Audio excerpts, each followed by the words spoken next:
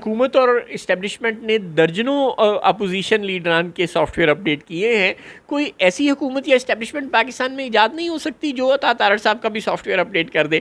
آپ کو یاد ہوگا کچھ دن پہلے ہی ہمیں بھاشن دیا کرتے تھے کہ کوئی آئینی ترمیم زیر غور ہی نہیں, کوئی ہم اسمبلی کا جو اجلاس بلا رہے ہیں اس کے ایجنڈے میں شامل ہی نہیں ہے کوئی آئینی ترمیم, کوئی ایسا پیکج لانا.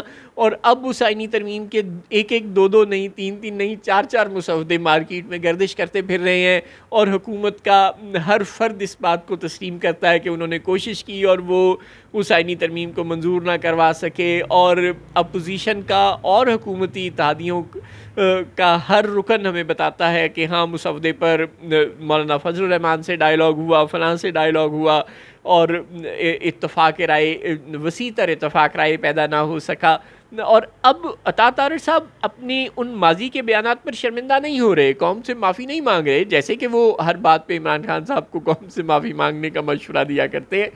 اب عطا طارق صاحب قوم سے معافی نہیں مانگ رہے کہ انہوں نے تو ڈنکے کی چوٹ پر کہا تھا, اور بہت سے ٹی وی چینلز پر بیٹھ کر کہا تھا, میڈیا سے بات کرتے ہوئے جگہ جگہ کہا تھا کہ کوئی آئینی ترمیم زیر غور نہیں ہے, کوئی مسودہ ہم نہیں لے کر آ رہے, کوئی پارلیمنٹ کا مشترکہ اجلاس نہیں ہو رہا, کوئی سینٹ کا اور قومی اسمبلی کے علیحدہ اجلاس نہیں ہو رہے. اور اب وہ اپنے ان بیانات پر شرمندہ نہیں ہے عطا طارق صاحب. اب ہمیں بتا رہے ہیں کہ ہم نے آئینی ترمیم کا اپ ڈیٹڈ مسودہ تیار کر لیا ہے. یعنی اس شعر میں شاعر یہ کہنا چاہ رہا ہے کہ پہلے تو تیار کیا ہوا تھا نا, اس پر تو ہم پٹ گئے, تو اب ہم نے نیا اپ ڈیٹڈ مسودہ تیار کر لیا ہے, اور یہ مسودہ بقول عطا طارق صاحب کے سیاسی جماعتوں کی مشاورت کے بعد تیار کیا ہے. مولانا فضل الرحمان صاحب فرما رہے ہیں عطا طارق صاحب کہ آپ کے کسی سیاسی مسودے سے اتفاق کرنے کا مطلب قوم سے غداری ہوگا. وہ جو آپ غداری کے سرٹیفکیٹ بانٹتے ہیں نا, وہی والی غداری. یہ مولانا فضل الرحمان صاحب جن کو آپ اپنے بزرگ, اپنے مربی کہتے ہیں, اور کہتے ہیں کہ وہ بالکل ہمارے ساتھ ہیں اور وہ ہماری بات مان جائیں گے, وہ زیرک سیاستدان ہیں. انہی زیرک سیاستدان کی بات ہو رہی ہے. وہ یہ کہہ رہے ہیں کہ آپ کے اس اپڈیٹڈ مبینہ نام نہاد اپڈیٹڈ مسودے کی حمایت کرنا قوم سے غداری کے مترادف ہوگا, باوجود اس کے کہ آپ نے ان کو اوپر سے فون بھی کروائے, اوپر مطلب آپ سمجھ تو گئے ہیں نا جی, اس کے باوجود وہ نہیں مانے. اور باقی لوگ جو آپ کے ساتھ پہلے ہی نہیں ہیں ان کے تو ماننے کا کوئی سوال ہی نہیں ہے, ان کو تو آپ اٹھا کر زبردستی ان سے منوا لے تو منوا لے.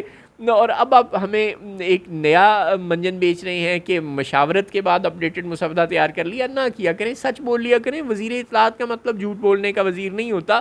وزیر اطلاعات کا مطلب مس انفارمیشن یا ڈس انفارمیشن منسٹر نہیں ہوتا. وزیر اطلاعات کا مطلب درست اطلاعات فراہم کرنا ہوتا ہے. لہٰذا اگر آپ کے پاس درست اطلاع ہو تو بولا کریں, نہ ہو تو بولا ہی نہ کریں. اور اگر پھر بھی بولنے کا شوق ہو تو اپنے ہی وزیر اعظم سے یا اپنے ہی بڑے طارڑ صاحب سے, اعظم نذیر طارڑ صاحب سے کوئی مشورہ کر لیا کریں کہ بھائی جان جو آپ مشاورت کرتے پھر رہے ہیں اس میں کوئی آپ کی بات مانا بھی ہے کہ نہیں.